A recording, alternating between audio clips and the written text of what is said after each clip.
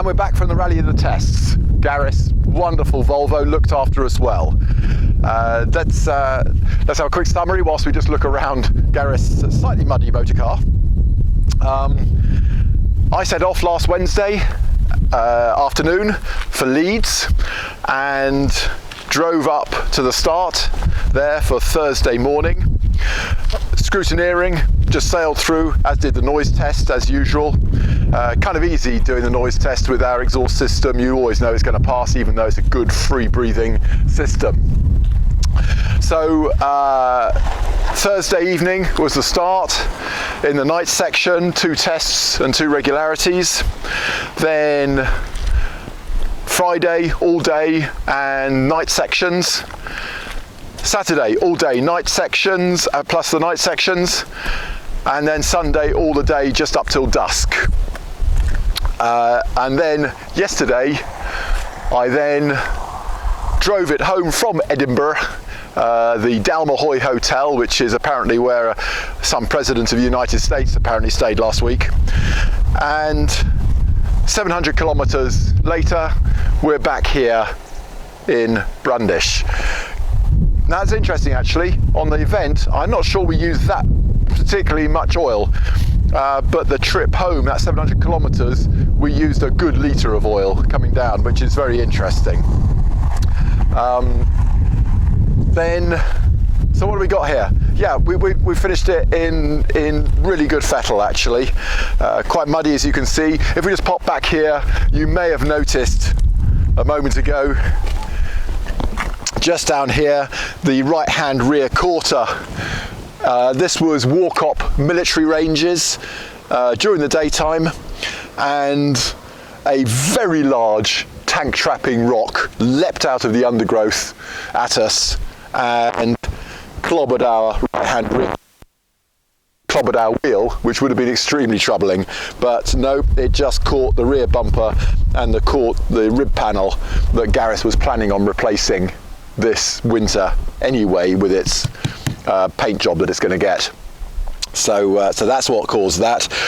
The only other big problem we had was on Thursday. We had a fueling issue once again, and this time I found it. It was the rear carburettor that was flooding, and it turned out that the needle valve in the reservoir top, usually when you take the float out, the needle valve should just drop out into your hand. This one I had to pull out with my teeth, so there must have been some debris in there that was jamming it half open, half shut, and therefore at red line the engine ran well because it was getting enough fuel through, but at lower revs it was getting too much fuel, massively over rich and running on 2 cylinders, and that really was our only significant problem. So what did we have? Well, it was a great event for Volvo and really delighted.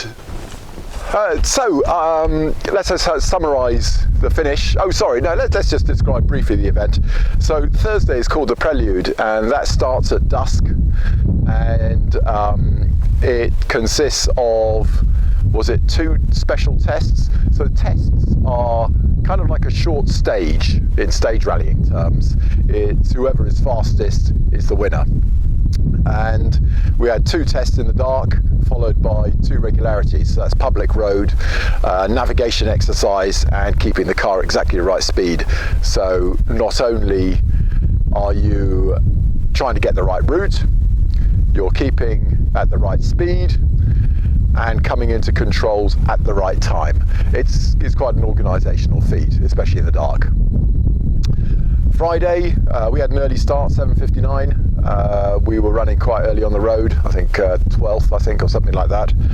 And so all day, lots of tests and regularities, and then into the night, which was what's called a TC sections, time control sections.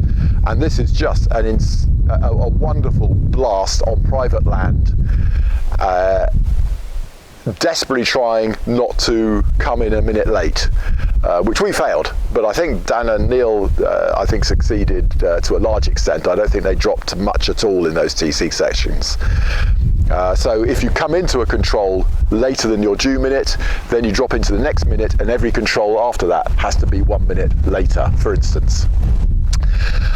Saturday was much the same, again finishing off in the military ranges on a couple of time control sections. And then Sunday, of course, is always the terror, because I don't think I've ever done an RAC Rally of the tests in which I didn't drop a control on the last day. And at long last I broke that bogey. I managed to finish the day without losing a control, so I'm really delighted about that.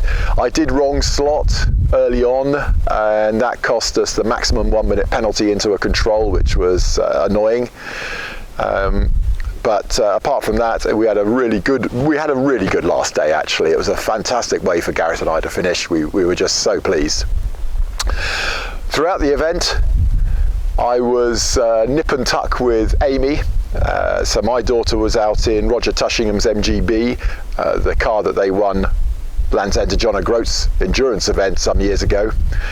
And it was nice actually being that close together in the competition, because we saw a lot of each other, and it was quite a good camaraderie around there. We were probably all 5 of us around that position were nip and tuck. There was good competition between all 5 of us. So what was the end result? So just a fantastic week of rallying for Volvo. Paul Dias and Martin Taylor came first overall, were outright winners in their Amazon. And to put this into perspective, this on, was it Friday morning or Thursday morning, in one of the private land sections, Paul lost a bolt out of his gearbox, dumping all the oil except a tiny splash at the bottom. He went on for over 50 miles, I estimate, with no oil in that gearbox. When the gear sounded noisy, he would change gear, which would allow it to splash up that little bit that was at the bottom and lubricate the top of the gearbox again. And then he would change gear once more to try and relax it in top. So that was his first issue. And then in one of those military ranges at night, he and sadly several others took a hairpin left about 0.02 of a mile early and dropped off a 3-foot tank trap in the military range. And I think I didn't actually see it, but from what I understand, Paul's entire engine and transmission moved back significantly, such that the sweep crew had to cut out a load of the transmission tunnel inside the car to allow everything to move and work, presumably so he could actually select gear. And you can imagine, I think Paul actually said the whole car was falling about around his ears as he came to the finish, which is no surprise after a shock like that. The sweep crew and Paul and Martin, his navigator, did an extraordinary job getting that to a finish, but to win, I find that just extraordinary. So they must feel extremely proud, although rather saddened at the amount of work they've got to do to bring the Amazon back. Who else was next? Noel Kelly, second in class in his Amazon from the Isle of Man. Noel came 5th overall, 5th position. Then came ourselves. Gareth and I were overall 11th and second in class, and finally in the top places was 3rd in class with Philip Wood in his P1800. That's one of my engines. This is one of my engines. Phil Wood with Kelvin Phillips, excellent run, 13th overall. And there's a few other of my engines in the event, and I know that Mark Phillip in his German Amazon, I think they enjoyed themselves. They did retire early because they were trying to save the car for the Land's End to John O'Groats event next month. There was also Constant Bush, of course, and he and his navigator learnt a lot, I feel. Both those that I've just mentioned, they are planning to do Peking to Paris. Both of them Constant has my engine, and Mark Phillip has a German engine. Would that be a Butkerite possibly? both of them run my fuel tanks. So there's quite a lot of vested interest from Amazon cars in how they perform. What else happened? So in the awards, tough competition. Obviously, Escorts and Porsches always look strong in the Mark Award. Of course, Team Volvo won the Mark Award. We beat the Escorts, we beat the Porsches, we won the Makers Award, Team Award. What else was there? Yes, of course, quite important from the people who prep cars and build engines. Who was the fastest on test? So that special stage where fastest is the winner. And that came to Dan Willen and Neil Frost in my daughter's, Amy, in her 142. They had a bit of a troubled event. They started off the event in Simon Frost's PV544, but on the first night section, that prelude put the conrod through the side of the block.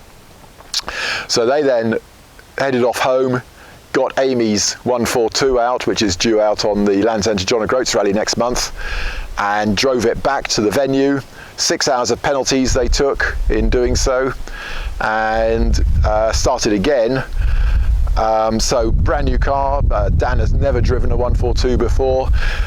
It really is the first time that it's been used hard in a big event since we built it. So we were, personally speaking, I was kind of worried about how it would fare. But Dan is one of those remarkable drivers, not unlike Owen Turner, who can turn his hand to driving anything. And we're just really pleased that he got fastest tests of the event in Amy's 142 and briefly in Simon Frost's 544. So that was another good one for Amazon cars. Another one that we were just so pleased. It's very, very nice to see. Well, today Gareth called me up and he's already put his entry in for next year's Rally of the Tests. I'm fairly sure we're competing together in the HRCR Championship, so we're going to have a full year of competition next year. We're out early in January. We're going to be down on a day and night event in the West Country. Possibly in his Porsche, we think. Very likely in his Porsche, I suspect. That car needs to be used. It hasn't been used in anger yet, that it's when it's finished, an event. So that one.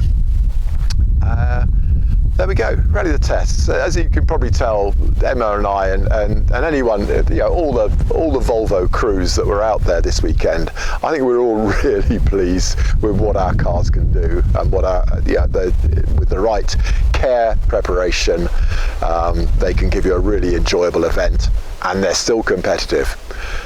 So there we go. Tonight I'll just show you. Here is my nicely tidied nav desk. Is all looking very clean. What I've done is dumped all its contents on the kitchen table. So in a few hours time we'll go home and we'll do a short piece to show you all the stuff that you have to cope with as the office manager, i.e. the navigator in a road rally car. So I think that might be quite interesting. We'll see you in a few hours. Thank you.